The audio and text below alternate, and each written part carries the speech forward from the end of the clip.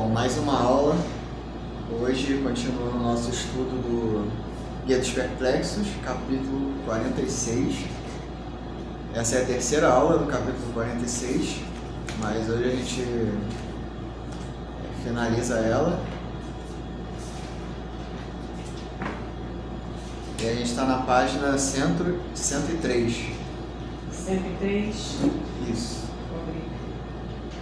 A gente falou, na aula passada sobre profecias, que é uma coisa que gera muito interesse. O pessoal tem muito interesse nesse assunto sobre a profecia. É um dos assuntos que o pessoal tem mais curiosidade, de saber como funciona, ou como funcionava esse conceito nos profetas, porque todas as escrituras, elas tratam desses temas. Então todo o Tanar, ela foi escrita por profetas e contém milhares de profecias. Então é algo muito fundamental, muito importante para a compreensão do próprio Tanar. E a gente está aqui na página 103, que se fala sobre o entendimento dos acidentes, dos atributos relacionados a Deus, que são antropomórficos, escritos numa linguagem antropomórfica. Aí continua assim no texto: pelo fato de todos esses atos não serem compreendidos por nós, ou seja, os atos do Criador, senão por meio de órgãos corporais, todos os seguintes órgãos foram relacionados a Deus metaforicamente. Os órgãos pelos quais se realiza o movimento local, que são os pés e a planta dos pés, os órgãos pelos quais acontece a audição, a visão e o olfato, que são o ouvido, o olho e o nariz, os órgãos da fala e da matéria que fala, que são a boca, a língua e voz. E os órgãos que as pessoas usam para fazer coisas, que são as mãos, dedos, palmas da mão e braço. Em suma, são atribuídos a Deus, que seja exaltado além de qualquer imperfeição, metaforicamente órgãos corporais, para através deles indicar seus atos. E esses atos são atribuídos a ele metaforicamente para indicar alguma perfeição que não consiste no ato em si. Por exemplo, foram atribuídos a ele metaforicamente olho, ouvido, mão, boca e língua para indicar visão, audição, ação e fala. E visão e audição são atribuídas a ele metaforicamente para indicar a percepção em geral. Por isso tu encontras que o idioma hebraico designa a percepção de um sentido através da percepção de outro sentido, como em vejam a palavra do Eterno, Jeremias 2:31, ao invés de ouçam.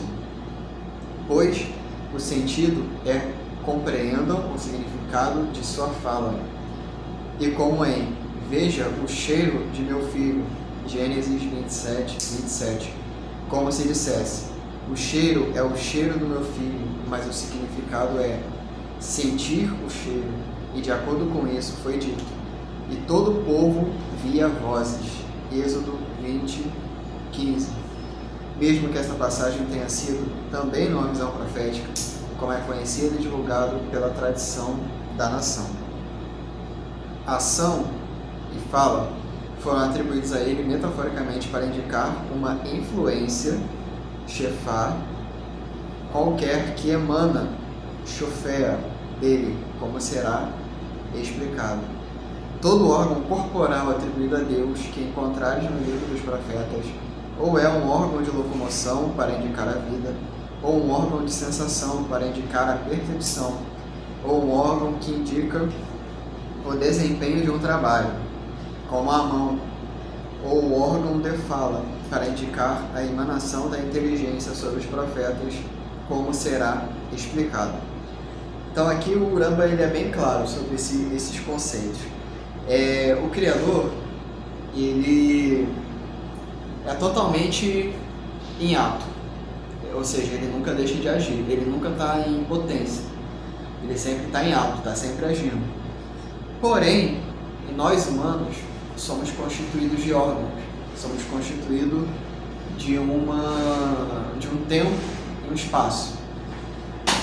E nós não entendemos esse ato, essa coisa de sempre estar em ato. Nós não entendemos ato, algo que está sempre ativo, está atuando, fora do tempo. Não pode passar quanto tempo que for, ou pode ser uma quantidade mínima de tempo, pode se dividir um tempo em infinitos espaços, mas essa força ela sempre vai estar atuando, ela nunca vai deixar de atuar. Isso é a força do Criador, é a força que o Baal HaSulam chama de força de doação, é uma força que está sempre agindo sobre tudo, toda a existência. Porém, nós experimentamos o tempo, nós experimentamos as mudanças. E há aí uma oposição entre a natureza do Criador e a natureza do ser humano. Nessa diferença, o ser humano não consegue compreender o que está fora da sua natureza, o que é uma natureza oposta ao ser humano, que é o Criador. Então, por isso que o ser humano não percebe as ações de Deus, não percebe. Somente compreende Deus através das metáforas, através desse tipo de linguagem que as Escrituras foram escritas. Porém, esse tipo de linguagem, ele é para o conhecimento comum, ou seja, é para o conhecimento da nação, é para o conhecimento para todas as pessoas, é como um todo. Isso é o primeiro passo, mas não necessariamente nós devemos ficar nesse primeiro passo. Há uma possibilidade de a gente entrar num segundo espaço de interpretação mais profundo, de entendimento, que vai além disso, desse antropomorfismo.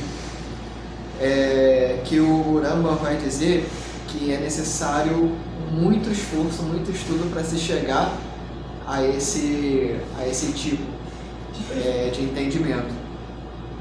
Essas são aquelas duas faces das escrituras que a gente falou.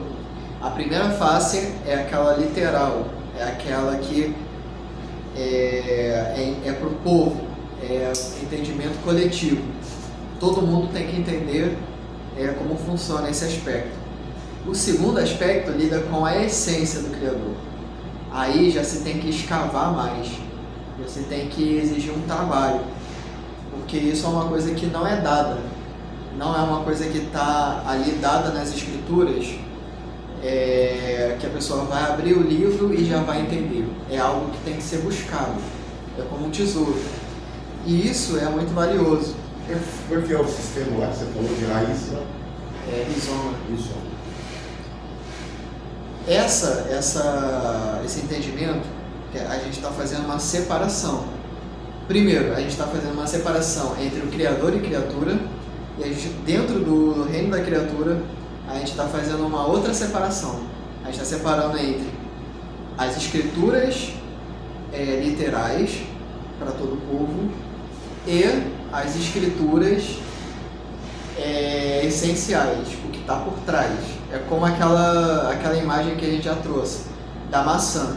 A maçã é uma maçã de ouro, porém ela está dentro de uma rede de prata, que essa rede tem furos bem pequenininhos. Quando você olha de longe, você pensa que essa maçã ela é de prata. Você não vê a rede. Você vê só a rede, você vê ela como um corpo de prata. Por quê? Porque ela tem orifícios, ela tem buraquinhos bem pequenos, mas ela é uma rede, mas ela cobre aquela maçã que é de prata, que a maçã é de ouro, a rede de prata. Quando você olha aquele corpo de longe, você vê o corpo inteiro como sendo de prata. Isso quer dizer o quê?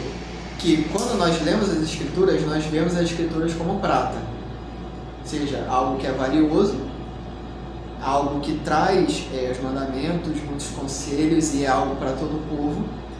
Porém, quando a gente se aproxima e vê realmente, o que significa ver de perto? Ver de perto significa compreender. Compreender quando você traz para perto. É quando você tem uma ligação com aquilo. Quando você realmente pega aquilo na mão e analisa. Quando você analisa, você vê que por trás daquela rede está a maçã de ouro. E a maçã de ouro é o valor real, o valor essencial dos conceitos das Escrituras. Então a gente pegou duas coisas. A gente pegou o mundo do Criador, o mundo da criatura. Dentro do mundo da criatura, a gente dividiu em dois. A gente pegou a primeira parte, que é a parte do todo, é o caminho comum, e a outra parte é o caminho do conhecimento, é conhecer a maçã que está ali, escondida dentro daquela rede. O ouro grande vale mais que a valor, própria prata, né? o grande valor, ele está no ouro. A prata também tem um valor. A prata, nesse caso, ela simboliza as escrituras literais. Ela significa uma prática dos mandamentos. Você lê a escritura e diz tal mandamento lá. É a fala que é religiosidade bom. da coisa. Fala que é bom para você cumprir aquilo. Então você vai cumprir aquilo, porque ali é a palavra de Deus. Ali, se você cumprir, você tem a recompensa, certo? Se você não cumprir, vai vir a punição. Consequências. Isso, exatamente. Essa é a coisa prática, é a prata. Agora, o ouro, ele simboliza o conhecimento que está por trás dele. Ele simboliza uma conexão, não uma conexão teológica, não uma conexão simplesmente moral. E, aliás, a moral, ela está na prata. A moral, ela está na rede de prata. Por isso que as escrituras, elas são, quando a gente lê, elas são dentro desse aspecto moral, ou seja, de um dever. O dever que você deve fazer e o que você não deve fazer. Na questão do ouro, que é o grande tesouro, não se age mais por uma moral. Se age pela pura conexão, pelo puro conhecimento, o deleite daquilo, de conhecer.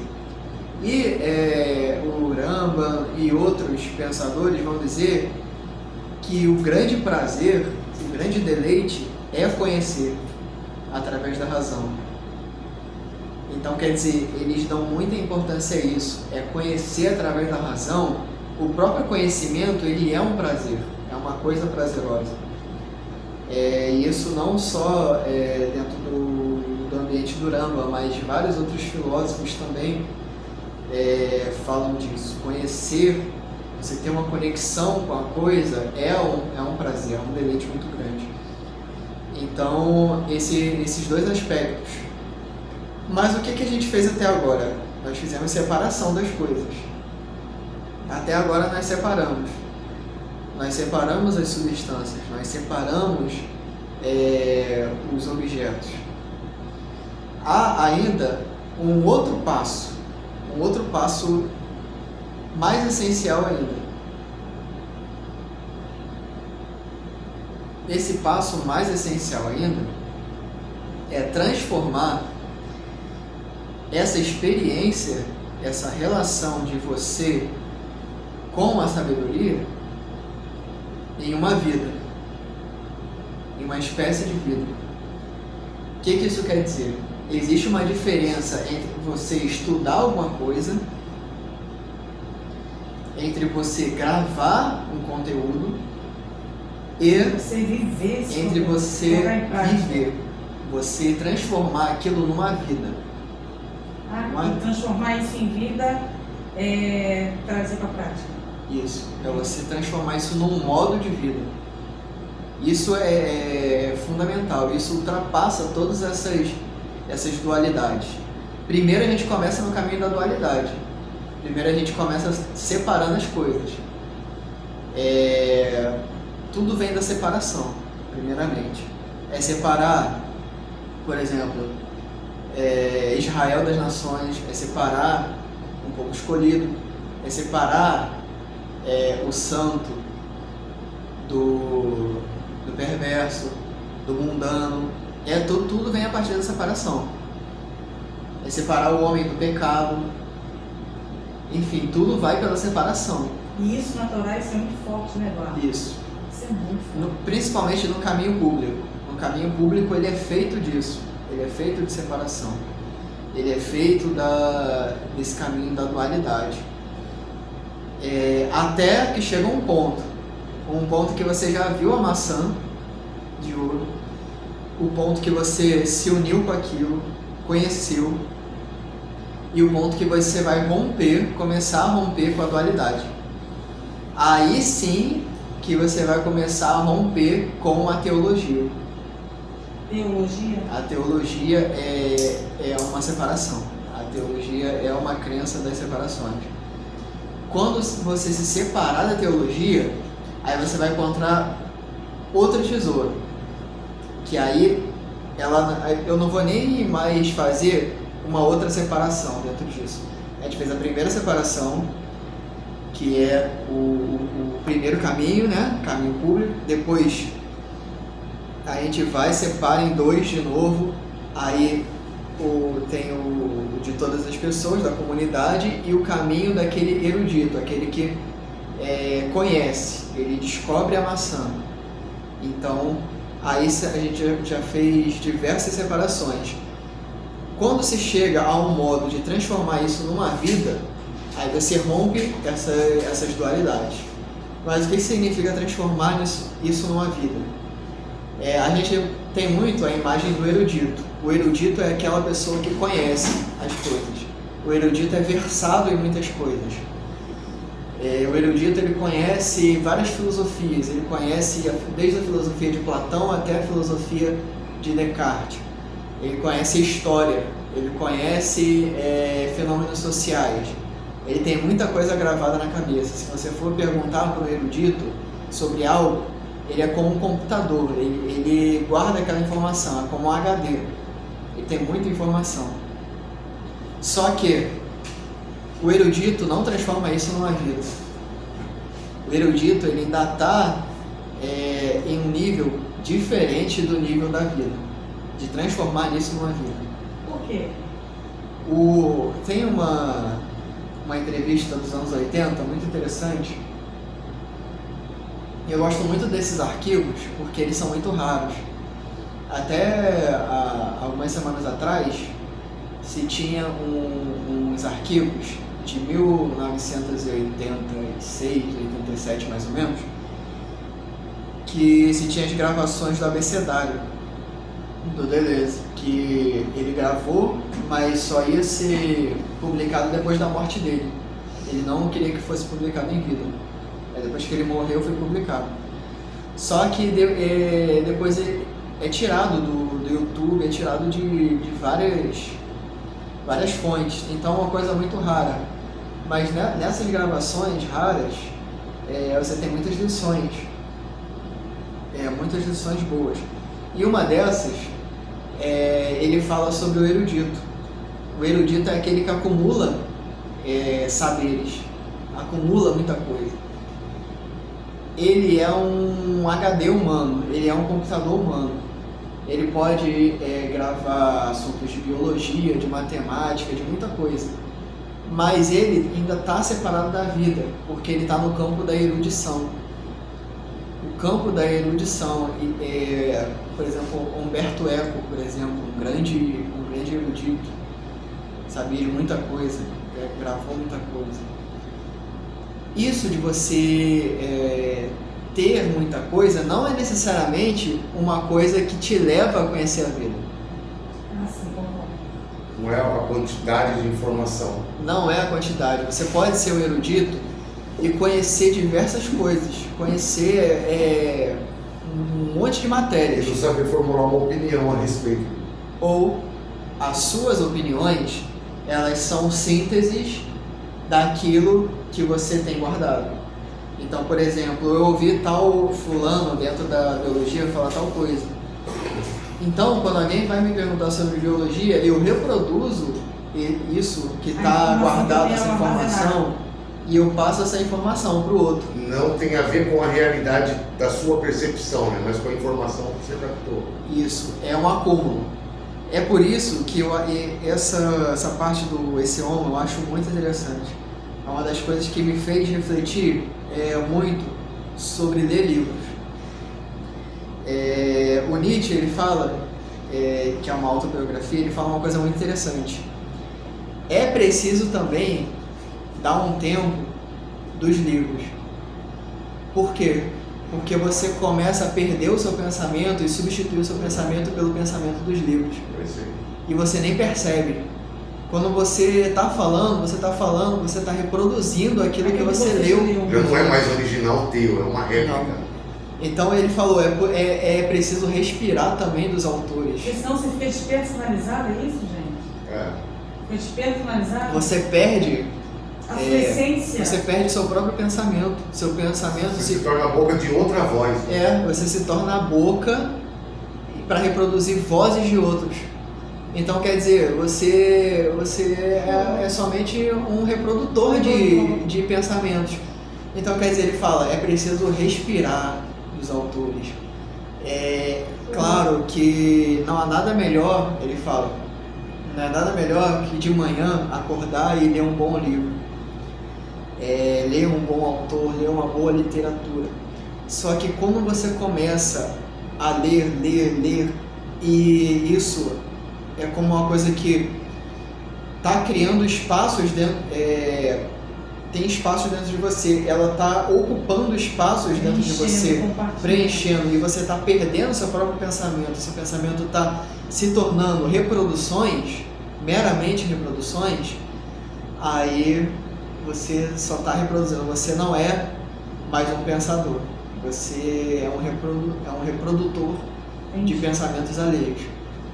Então, quer dizer, isso ainda não chegou no nível de uma vida.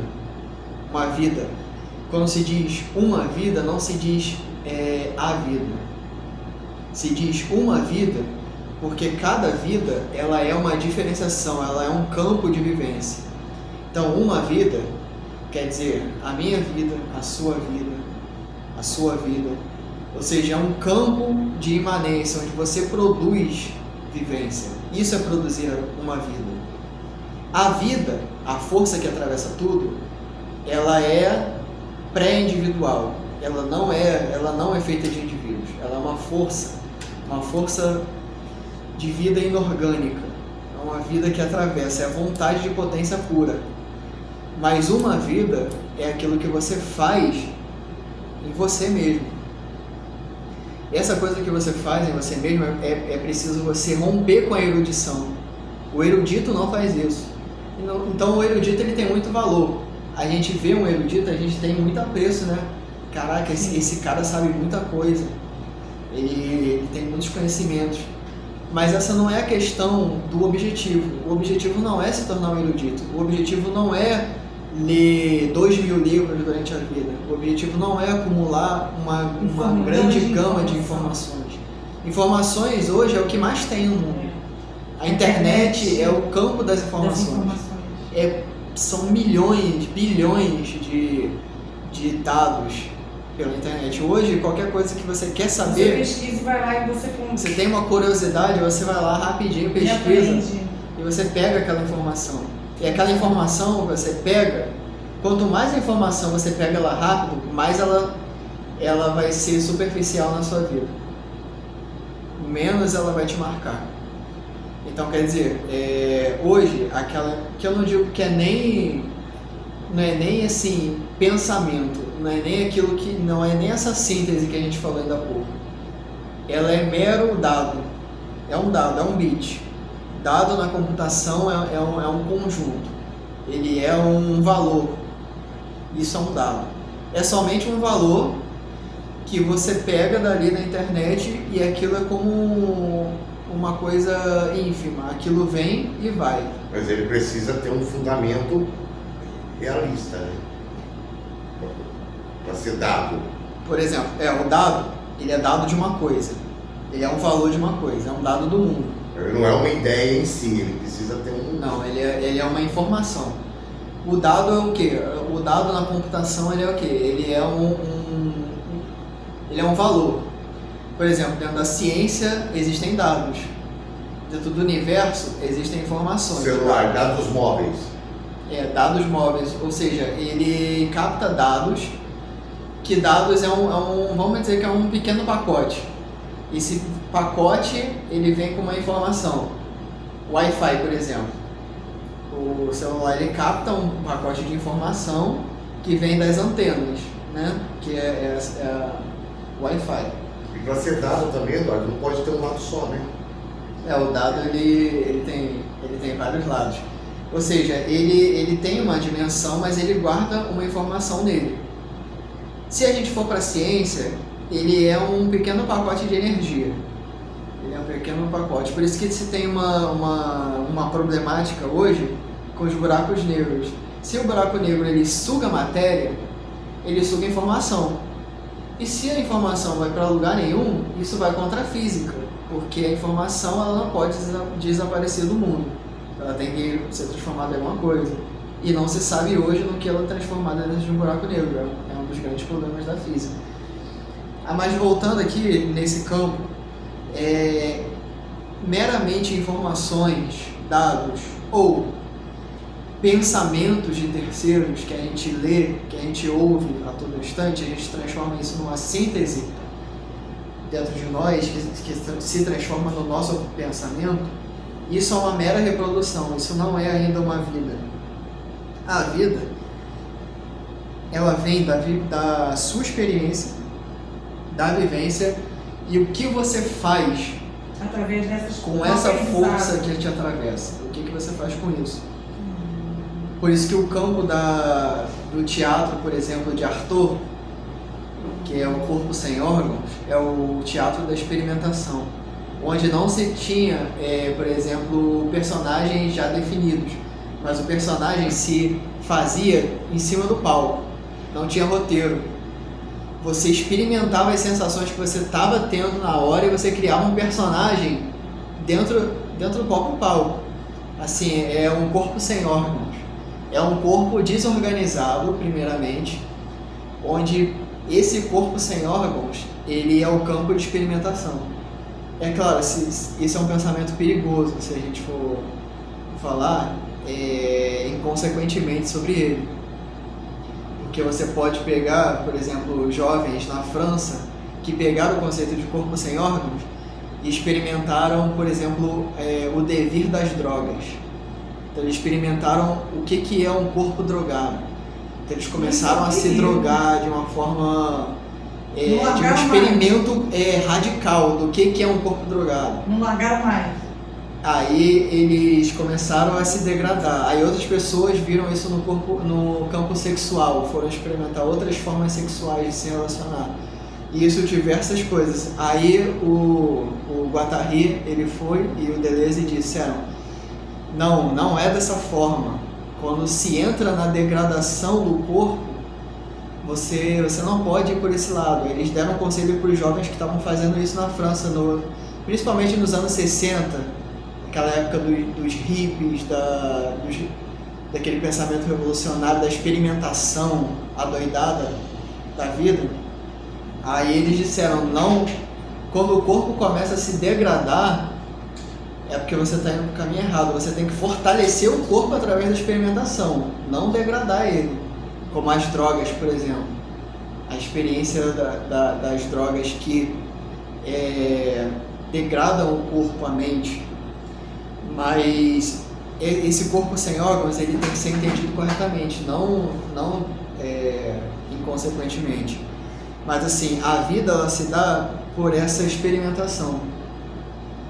Na experimentação, quando você experimenta forças, potências, isso é no campo da ética, não é do campo da moral.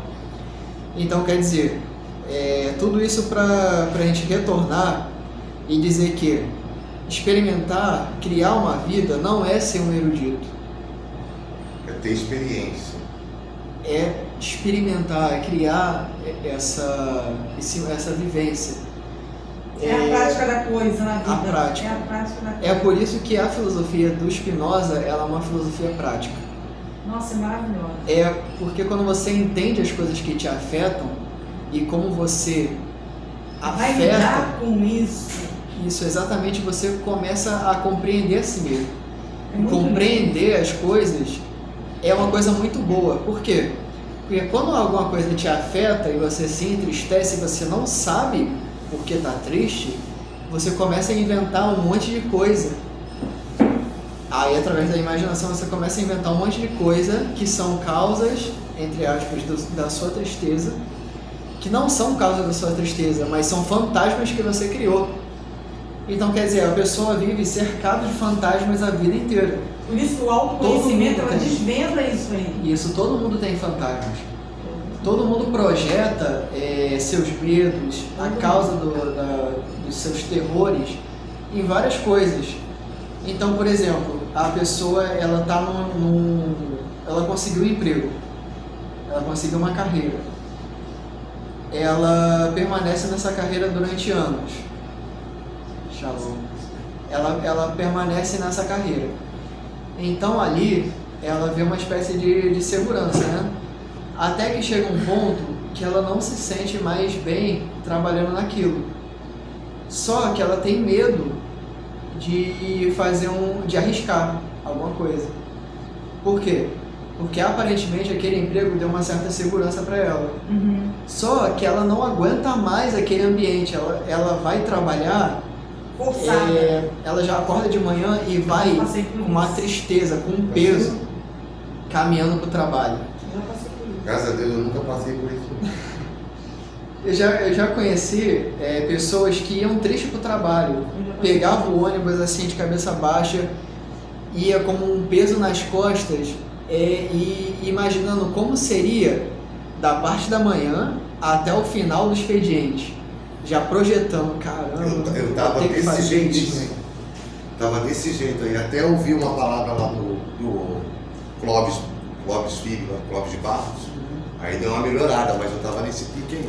E como é que tá hoje? Melhorou? Olha, Graças a Deus. Isso é uma... pegar tipo a ideia do estoicismo, faz reclamando, mas faz. O estoicismo Eu acho fantástico. O estoicismo é uma Amor boa... fati. O estoicismo é uma das grandes filosofias práticas. Eu amo. Eu até falei no trabalho, eu liguei o modo estoico. Histórico. Tipo assim, ativei o Oda-se. Então, tipo assim, não, nada mais me abala. Só me impressiona, mas me abala nada mais. O estoicismo ajuda muitas pessoas. É uma Muito. filosofia Que tá muito antiga, na muito YouTube. antiga, milenar. Ela tem mais de 2000 anos. E não fala de aceitação, né? Fala de compreensão. Isso. Marco Aurélio foi Marco uma Aurélio. das grandes figuras do estoicismo. Sêneca. Sêneca, Epiteto. Epiteto, isso aí. São grandes expoentes do estoicismo. Mas assim, isso é uma vida horrível. Você acordar Conhecimento.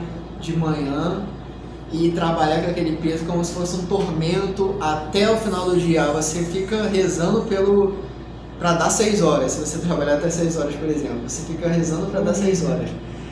Aí você não aguenta mais ver aquelas pessoas de sempre que trabalham com você. Aí você volta para casa. Isso é doença, sabia? Traz doença patológica. Se você não buscar a compreensão daquilo, se você se deixar influenciar. E, aliás, aquele cansaço, só volta muito cansado para casa. Aquele cansaço que a gente tem não é só o cansaço do trabalho, é o cansaço desse peso existencial, exatamente. Esse é o pior cansaço que se tem. É o cansaço da rotina, é o cansaço que o Kafka ele retrata como a burocracia da vida cotidiana. Essa rotina burocrática. O Kafka foi um dos autores que mais retratou isso da metamorfose, quando A mudança que sugere isolamento, né? Quando o Esse livro Grego, é muito bom, tá? quando o Grego ele se transforma num inseto monstruoso, a primeira coisa que ele pensa, eu vou me atrasar para o trabalho. Ele está transformado num inseto E a primeira coisa que ele pensa é da burocracia, da vida burocrática. Mas aí quando a irmã dele começa a alimentar ele vê que ele é nutrido pelos outros. Né? O Kafka, ele transforma os personagens dele em grandes simbolismos. O grande ponto da literatura de Kafka é realmente essa vida cotidiana, essa vida burocrática que a gente enfrenta todos os dias. E o maior peso é esse peso existencial, não é nem o peso. Às vezes você pode, por exemplo, não ter sido produtivo durante o dia, mas mesmo assim você se sente muito cansado. Esse cansaço é esse cansaço da vida burocrática, esse cansaço existencial. Então, isso significa de que, a gente voltando para Spinoza, esse medo causado pela imaginação, você tá nessa rotina, mas aquilo te dá uma certa segurança, você quer continuar nessa rotina, por quê? Porque dar um passo para mudar isso... Uma transição de carreira. Por exemplo, uma transição de carreira, seria um tiro no escuro. Isso seria como uma força ativa que você tem que produzir. É uma força ativa que você tem que produzir. Aqui é o desejo como produção. E vai ter que ter muito esforço. Isso exige um esforço. Isso você tem que sair dessa engrenagem que você está. Da zona de conforto. Essa zona de conforto, essa engrenagem, esse movimento de você sair dessa engrenagem que você está e arriscar outra coisa, ela demanda um grande esforço. Esse esforço, para você dar esse passo, a imaginação, pela tristeza que você está sentindo, a imaginação, ela vai criar uma infinidade de problemáticas que podem ocorrer se você fizer isso. Bom, e se eu tentar, mas eu ficar desempregado? Se eu tentar, mas não dá certo? Eu não consigo pagar minhas contas. E se eu tentar e conseguir... É aí que sai a ansiedade, né? Que é o medo do que não aconteceu. A ansiedade, ela vai muito pela imaginação, pelos cenários que você cria, esses cenários imaginativos. Então, até que se você achar que vai dar certo, por exemplo, tá, eu consegui, mas se eu não dar conta dessa nova função, e se eu falhar nisso, eu vou ter novas responsabilidades, mas e se eu não conseguir dar conta dessas novas responsabilidades? Até se você está dentro desse emprego que você está agora, mas você tem uma chance de ir para uma supervisão, por exemplo, mas você não tem a segurança para ir. Mas será que eu consigo ser um supervisor de equipe, por exemplo? Um gerente? E se eu falhar em ser gerente? Como é que vai ser? Como que as pessoas vão ver minha falha? Você para de tentar. Aí você se acomoda naquilo. A lei de Murphy? A lei de Murphy diz que o que vai dar errado, o que tem que dar errado, vai dar errado de uma hora ou outra. É uma lei física. Independente da atuação. Independente da atuação, é uma lei física. O que tiver que dar errado, vai dar errado, é causa e consequência. Não é uma coisa sentimental. Não tem a ver, você não se esforçou bastante. Ah, você foi traído, alguém te tapeou. Não, aquilo estava destinado ao erro. E aí o que fica é a experiência. Essa passividade é o que gera a vida burocrática. A gente passa a maior parte das nossas vidas fazendo as mesmas coisas. Sim. Fazendo as mesmas coisas durante toda a vida. Então isso é a vida burocrática de Kafka, por exemplo. A vida cotidiana, a vida dos afetos passivos. É essa vida onde você é afetado pelos corpos exteriores. Esses corpos exteriores geram imaginações em você. Geram imaginações na gente que não deixa a gente não passa. Arriscar experimentações. Porque a experimentação, ela pode dar errado, ela pode dar certo. E fica nessa vida passiva. E se a gente não tentar, a gente não vai... Mas aí, essa ideia de substituir, né, o desejo, a ideia de desejo, como uma força passiva, uma carência passiva, né, a fim de receber, para uma força ativa, ou seja, uma engrenagem, isso tem que, tipo assim, é uma mudança de paradoxo. É uma mudança. É uma mudança de paradigma, né, no caso. Porque é inverter praticamente. É como diria o Nietzsche, é uma transvaloração dos valores. Ou ele fala assim, uma transvaloração. É mexer no que dos tá valores. canônico. É você inverter as coisas, inverter o paradigma. É uma mudança muito grande de vida. Radical. Mas assim, tem pessoas que elas não vão nunca durante a sua vida fazer essa transvaloração. Nunca. Porque ela é dominada por uma tristeza tão grande, afetos exteriores tão grandes, que ela não tem mais força para fazer isso. Ela só se expressa pela carência. Ela vai agir por esse paradigma da carência. Esse paradigma dos afetos passivos. Por quê? Porque apesar de tudo, se você for moldado pelos afetos externos, a gente é gerido por uma tristeza, pelas paixões.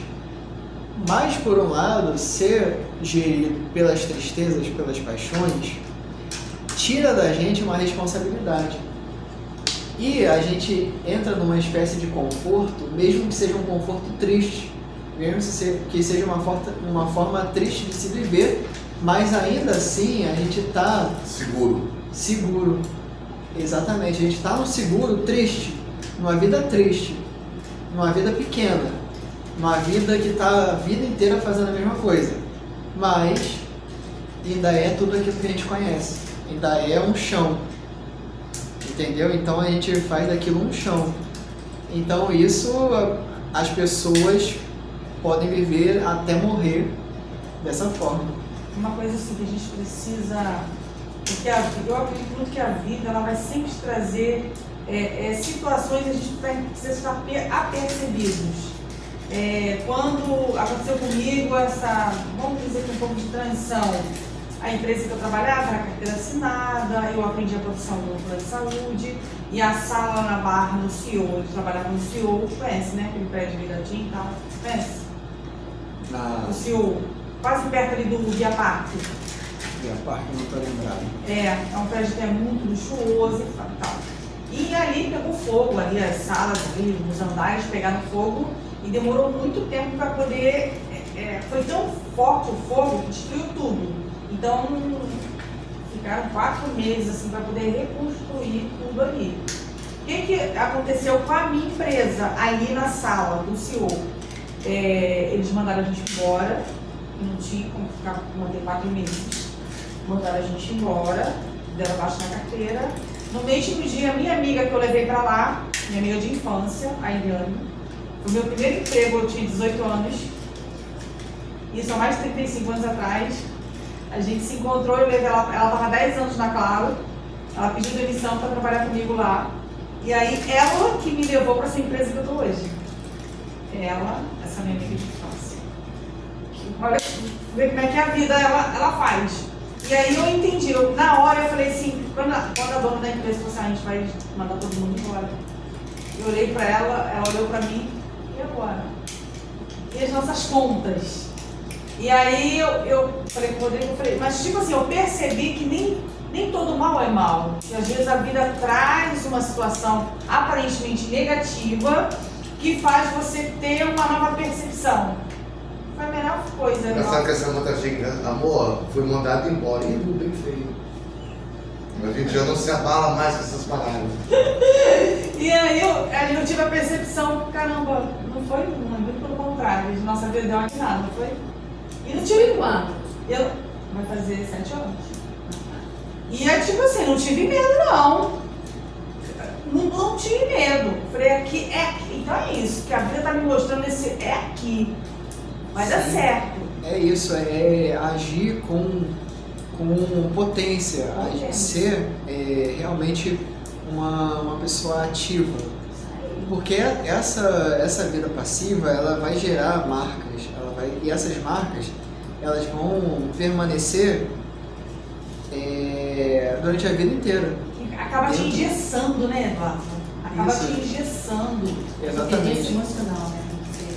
Criam essa dependência emocional, ela afeta principalmente o emocional, a imaginação.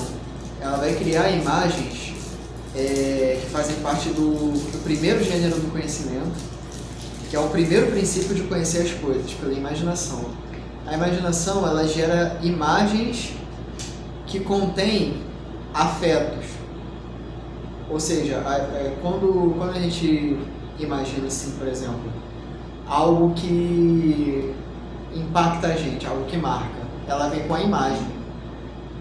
A experiência, a vivência, ela vem com a imagem. Quando a gente passa por uma situação ruim, ou algum trauma, por exemplo, o trauma é uma imagem. Essa imagem é uma imagem que permanece na imaginação, só que ela não é uma mera imagem. A imagem, ela é uma imagem uma imagem constituída de afeto. A imagem te afeta, ou o afeto é uma imagem. Elas se relacionam muito profundamente. O afeto, aquilo que te marca, ela é uma imagem. Só que a imagem também é aquilo que te afeta. Elas estão intrinsecamente ligadas. Então, quer dizer, tudo que a gente imagina pode ser algo que marcou a gente na infância, por exemplo. Ela vem com a imagem, com essa lembrança. Quando a gente lembra algo lá no passado, a gente lembra de um afeto e o afeto carrega a imagem. Ou a gente lembra da imagem e a imagem carrega o afeto. Então, quer dizer, elas não são separadas uma da outra. O afeto carrega a imagem. Então, é o primeiro gênero do conhecimento. A primeira forma de conhecer as coisas, pela imaginação, que carrega os afetos. O segundo gênero, que a gente não vai entrar muito, é o gênero da razão, das noções comuns. Spinoza vai dizer que é o segundo gênero do conhecimento, que você se livra dessas paixões de tristeza, essas paixões tristes. Mas o que quer dizer tudo isso? Quer dizer que se a gente continuar vivendo uma vida burocrática, na linguagem de Kafka, uma linguagem kafkaniana, ou essa vida de sempre estar repetindo as coisas, de sempre ser um molde de tudo, um molde da sua família. Às vezes você faz uma coisa só porque a sua família te influenciou a fazer aquilo. Então muitas pessoas seguem numa carreira, por exemplo, porque o pai praticamente obrigou ela a seguir aquele caminho. Muitas pessoas queriam fazer outra coisa da vida, mas fizeram aquilo por obrigação familiar. Por causa das relações emocionais. E às vezes ela gera um ressentimento tão grande com a família que ela faz totalmente o contrário do que a família. Então, assim, teve dois casos também, que ela faz tudo o contrário do que a família ensinou e ela vai e quebra a cara da mesma forma, mas ela quebra a cara com gosto, porque eu fiz o contrário do que meu pai falou, eu fui rebelde naquilo. Então, quer dizer, tem os dois caminhos. Ou você seguir, por exemplo, o que sua família te obrigou a seguir, que era aquilo que eles queriam para você, ou você, por eles terem obrigado, você por rebeldia fez o contrário e foi não necessariamente porque sua família te orientou era ruim, mas você quis seguir o caminho totalmente contrário porque você quis ser rebelde àquilo. Ou seja, você dos dois lados. Você tem a opção de continuar no rio ou fazer um riacho. Ou você criar o seu próprio riacho. Criar o seu riacho. Só que criar um riacho, aí você pode quebrar a cara. Você pode virar uma poça. Você pode ir e dar de cara com uma rocha, por exemplo, não conseguir seguir o caminho. Você vai ter que fazer o quê? Um desvio, fazer outro caminho. Então, quer dizer, algo que necessita de um grande trabalho. Isso dá trabalho. Seguir isso dá trabalho, realmente. Então, quer dizer, a gente vai muito pelos jogos da vida. A gente vai jogando os jogos da vida. Uns vão jogando o jogo da vida burocrática, das paixões tristes. outros vão jogar um jogo arriscado, é aquilo, é tudo ou nada, A vida é um ganhar ou risco. perder, A vida é um risco. vai assumir o risco, ele vai realmente criar sua vida, vão se dar bem, outros não vão se dar bem e vão pensar outras coisas, ou seja, até aquilo que ela não se deu bem é uma coisa que não vai deixar ela naquele ponto. Ela vai, a partir dali onde deu errado, ela vai criar outro caminho e vai continuando. E vai vivendo assim. Até retroceder é um avanço. Exatamente. Nessa vida, até retroceder é um avanço, porque você cria outro caminho, você cria esse modelo do rizoma que a gente estava falando antes da aula, você cria outro caminho, desse caminho nasce uma nova planta. Nesse conceito da botânica eu acho muito interessante, porque no rizoma as coisas são horizontais e existem várias plantas conectadas por nós e raízes umas às outras. Então, se você cavar um pouco assim o chão, você vai ver que está passando ali uma raiz de uma planta aqui para outra. Mas assim, Então, são plantas da mesma espécie ou várias espécies se comunicam com a mesma raiz? Então, elas não se comunicam numa raiz centralizada, elas são plantas, são indivíduos. São gramíneas. No caso. Como gramas, por exemplo. Essas gramas, elas no solo, elas têm tipo uma teia, sabe? Uma teia que pode ter milhares de ramificações para ir para outras gramas, Então outras é a mesma plantas. espécie. Ela mesma espécie. ela tem a mesma espécie, mas ela pode ter diferenciações, porque ela não é uma identidade. No campo ontológico, essa planta não é uma identidade, não é a identidade planta É um X. sistema. Ela é um modo. Essa planta é um modo de diferenciação. Então, por exemplo, a gente tem aqui uma teia. Nesse nó aqui da teia, esse modo, essa diferença é uma criação, é um modo da existência. Essa outra teia aqui, na botânica, apesar dela ser a mesma espécie de planta, ela é uma outra, um outro modo. Ela não é o mesmo daquela planta. Aquela planta é um acontecimento, essa planta é um outro acontecimento. É um ser que se divide em espécies. Que ela se divide por diferenciações. Ramificações. Então, quer dizer, a gente interpreta o mundo dessa forma não como as coisas sendo meras reproduções e identidades, mas modos. Por exemplo, a gente não define o ser humano como um modelo. Então, o meu modelo de ser humano e o seu modelo de ser humano não está no modelo universal de homem, mas nós somos modos de expressão, que são chamados de seres humanos. Então, quer dizer, não existe aquela expressão do homem de Descartes. O homem tem uma natureza fixa, essencial, mas o homem é um acontecimento da vida. Ou seja, os homens, como um corpo composto, eles se diferem muito uns dos outros. Existem homens que, se comparado aos outros homens, você não diz que é a mesma espécie, se você não vê os contornos. São coisas totalmente diferentes. Então, quer dizer, o ser humano, e eu acho essa visão mais bonita, que o homem como um acontecimento imanente da natureza, como um modo de Deus, um modo único de Deus, um modo que Deus expressou unicamente naquele corpo, naquele modo de vivência. Ou seja, através de toda a história, surgiu uma pessoa, um acontecimento em determinado tempo da história único. A natureza sendo um espetáculo que depende de um apreciador. Como se o homem ele fosse criado com uma consciência capaz de assimilar todo o sistema, todo o trabalho da natureza, o que de certa forma também incentiva a própria natureza. Sim, assim, na linguagem de Spinoza, eu diria que Deus, a substância, se expressa através de infinitos modos. E esses infinitos modos constituem a própria natureza. Ou seja, tudo que existe são expressões de Deus. Infinitas expressões de Deus. Por isso que Deus é uma substância infinita. Ele se expressa de infinitos modos.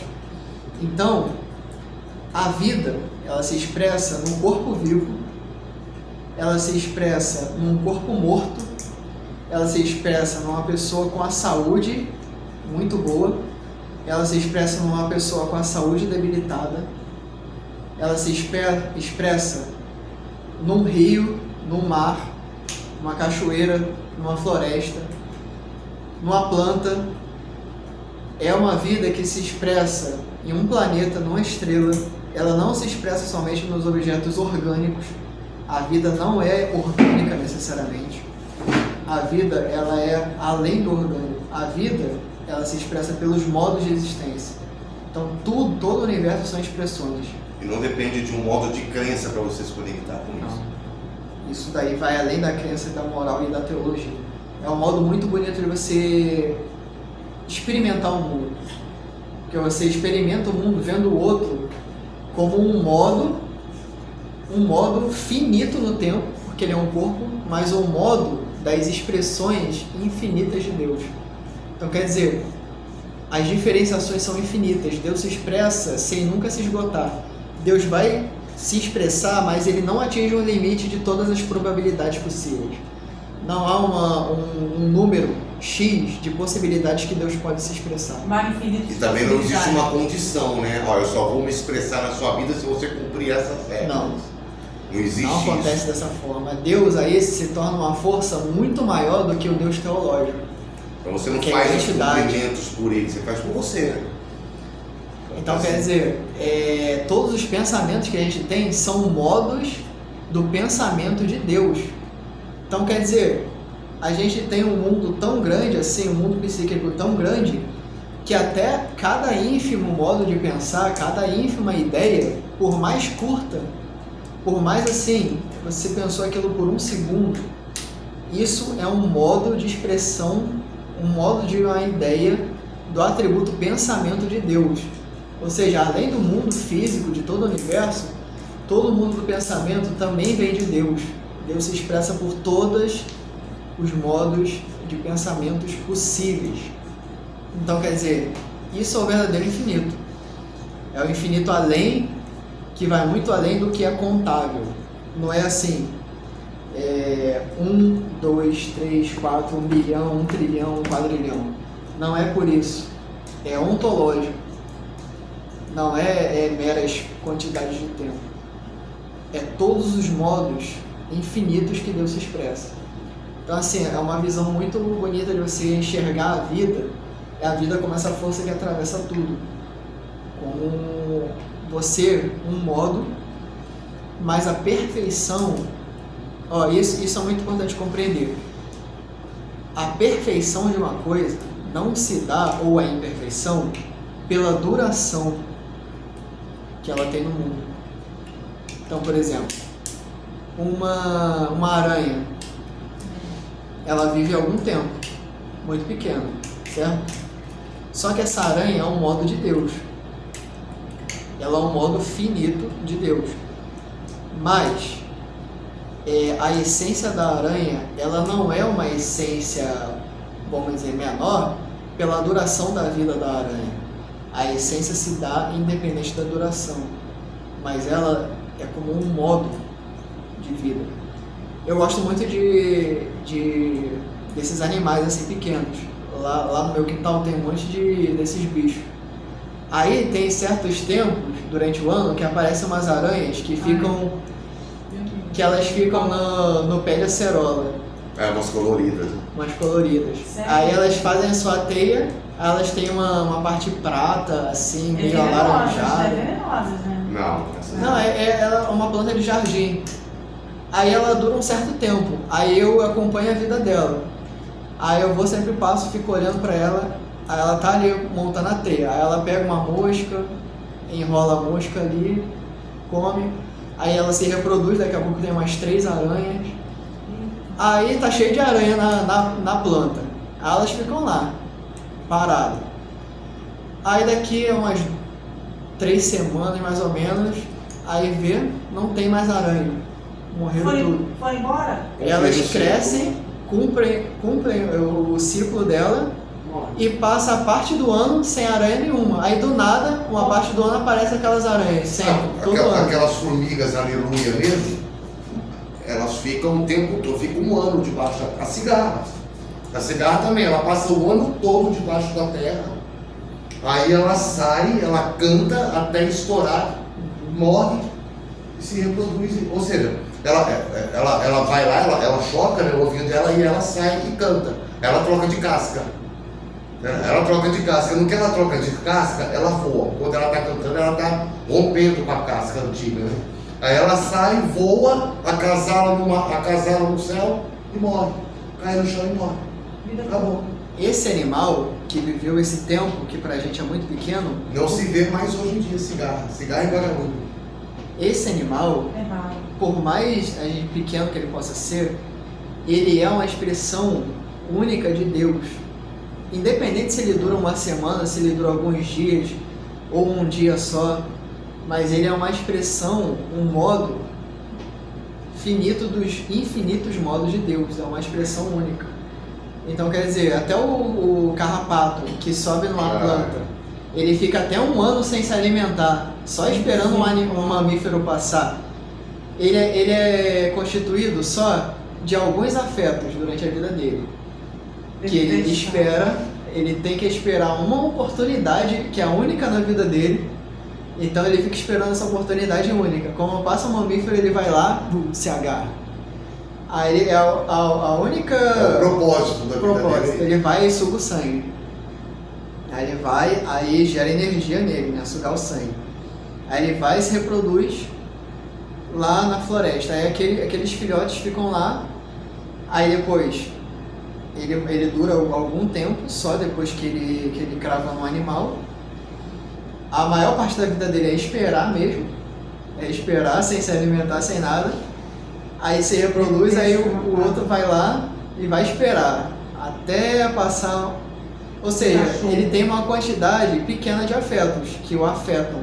Apesar da floresta ser uma imensidão, o mundo daquele carrapato é aquilo. Assim como o nosso mundo é o mundo da sociedade burocrática, muitas vezes, se a gente viver nessa vida triste. A nossa vida é o quê? É acordar cedo e trabalhar, voltar cansado. E esperar o final de semana. Aí chega sexta-feira, a gente bebe um pouco pra dar aquela curtida. Aí passa o final de semana, segunda-feira. Aí a gente vai e aquele desânimo. Aí essa vida. A nossa vida é a vida do carrapato, só que com afetos mais múltiplos. Não, você vê que a coisa é tão complexa que tem aquele vírus, aquele parasita que entra no caramujo e faz o caramujo ficar maluco. Faz tipo virar um zumbi mesmo. E aí qual que é o objetivo? É deixar o caramujo vulnerável ao passarinho. O passarinho vem e come o caramujo e aí aquela é a forma dele conseguir se reproduzir, que daí ele vai na fezes do passarinho, vai para outro lugar e ele joga o ovo lá. Então, tipo assim, caraca, como é que um vírus, uma bactéria, sei lá, ele sabe que ele precisa entrar no caramujo para o caramujo ficar vulnerável, para o passarinho poder comer ele e ele ser defecado, para cumprir o propósito dele continuar tipo, a gente fica pensando. Quem falou isso para ele? A gente fica pensando com... É uma coisa muito... A gente fica pensando com essa lógica humana. Ué, mas como é que ele sabe que esse caramujo é devorado por um pássaro? Como é? Então, a gente fica pensando que ele tem que saber racionalmente. Como é que a tartaruga sabe aonde ela tem que ir? Entendeu? Por que ela sabe que ela tem que voltar? Então é uma coisa que não tem uma racionalidade humana que explique isso, Fábio.